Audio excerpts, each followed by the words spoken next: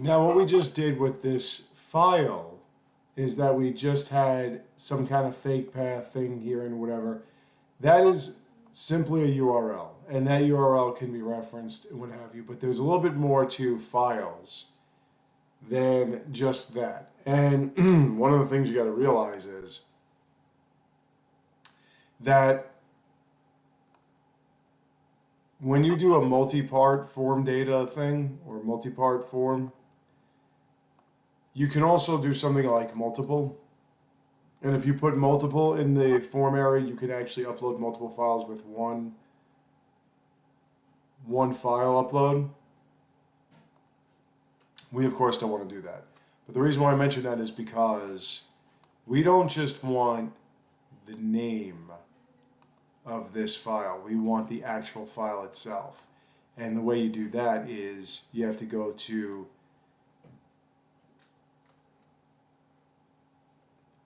you have the value here. I think, would it be here? You go dot files 0, since there's only one. And that should get the entire file. Now I want to, see, this is the problem though. The thing is I can't is it here? I thought I could put it there. I can't like show you. I want to show this to you. Let me see. Yeah, you can just get object file. I need to show this to you. Okay, hold on. Let me do this.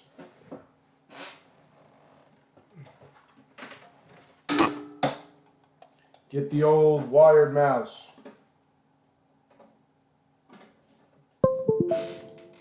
Don't worry, I'm a professional. I do this all the time. Let's turn this off. There we go. Now, let's go to our console, okay? And instead of alerting it, let's do a nice little trick. It's called console.log. Okay? Now, what you then do is, when you say console.log, which is, again, a feature in JavaScript, more or less JavaScript is your hack at HTML. You go to right-click, inspect, and you go to console. Okay? So now, when we upload a file, if you see, this is what you're really getting, right? You're getting all of this. This is a file upload. It's not a simple name. It's not a simple process. It is all of this. This is the file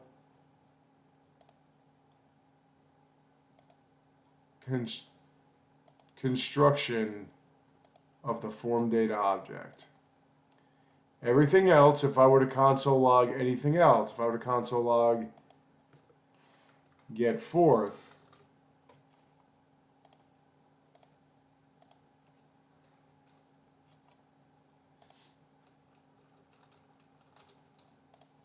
it would just be that value.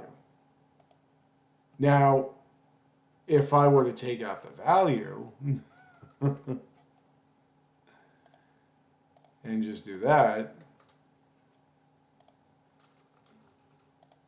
you would get HTML text area element, object HTML, because we didn't get the value of it. We got the actual what it really is, and that's what we're doing here.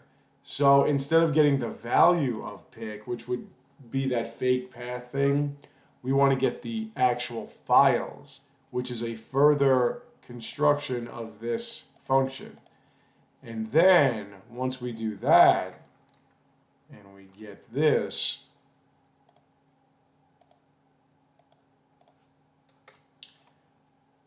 you get all this. You get when it was updated. You get its last modification, which again, this is in the amount of seconds from 1970, January 1st, 1970. You get the name, the size, the type. So from there, with all this stuff, you could do checks. You can do, you can say, you can break it down even further, and you can say pick type equals pick dot type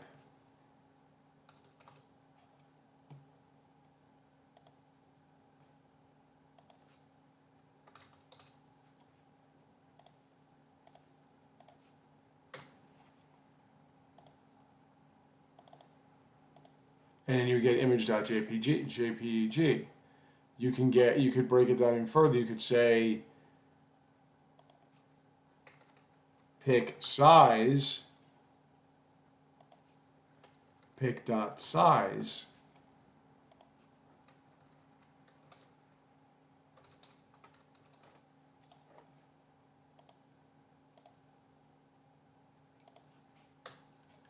and then when you put that in there, you can get the size of it. You see, so whatever you put in, and then you could just keep doing, you know, stuff.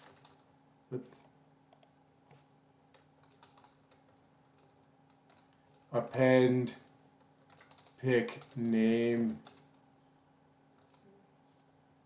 Well, here, let's do this. Pick.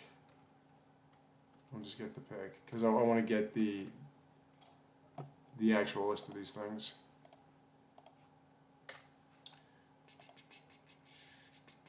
And then we'll empty out the pick.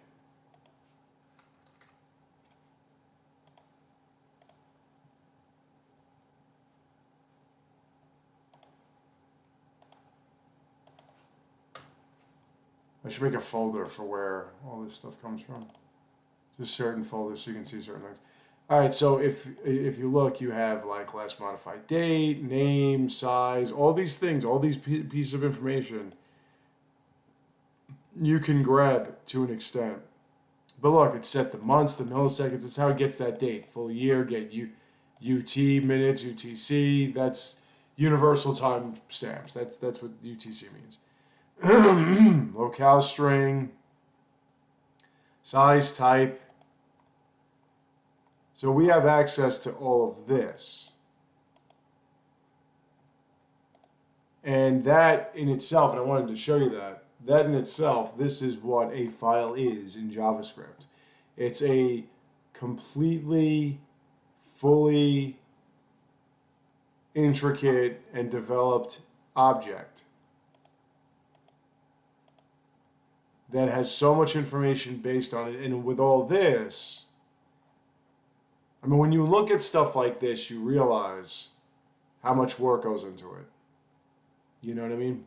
But like I said, we can just keep pick size, we can go pick name.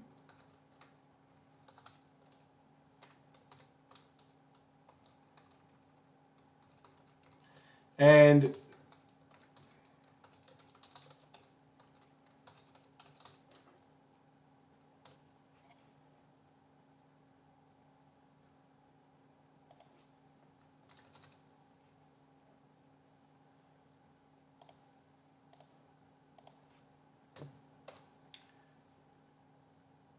when you look, I gotta make some more thumbnails. When you look, you can just get the name. You know, you could do whatever you want. You could put whatever you want into this form. But as I said, since we're just doing JavaScript, what can you do with this form information? Well, you can save it to the HTML. You can save it to the console itself, because console itself doesn't just have log. Console itself is another object. And what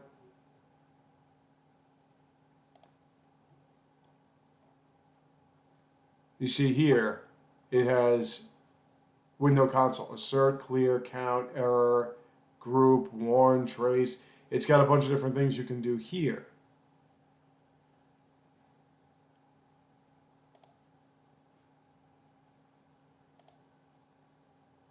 Because again, they're all objects. Everything in JavaScript is an object. So, I could just do, F2, F12, I mean. That's not working. I'm hitting F12, man. I'm not. Oh, look at that. I could have just did F12. Oh, no. I don't need this mouse at all.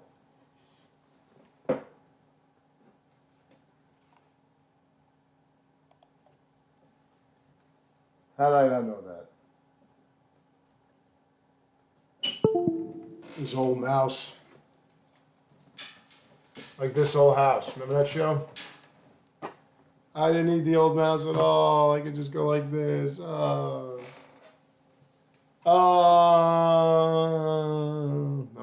So there you go, folks. Hit F12 and you can open up that console log. But you can save it to certain things using JavaScript. But as I've said, I would never do that. We'd have to send that somewhere else. Now, when I come back in a few days, we are going to look at how we can preview pictures. And then what else are we going to do?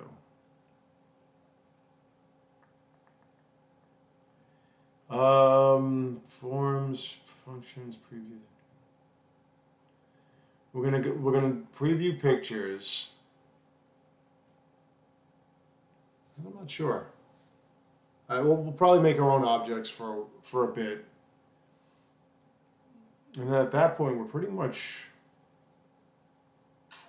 done with JavaScript. I mean, we could do some tricks. I mean, I don't know, like.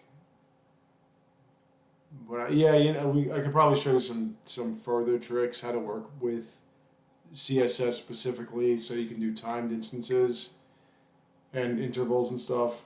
So we'll do a few more of these JavaScript videos. Then we're just gonna go balls in headfirst into real programming. That's PHP. So I will see you next time.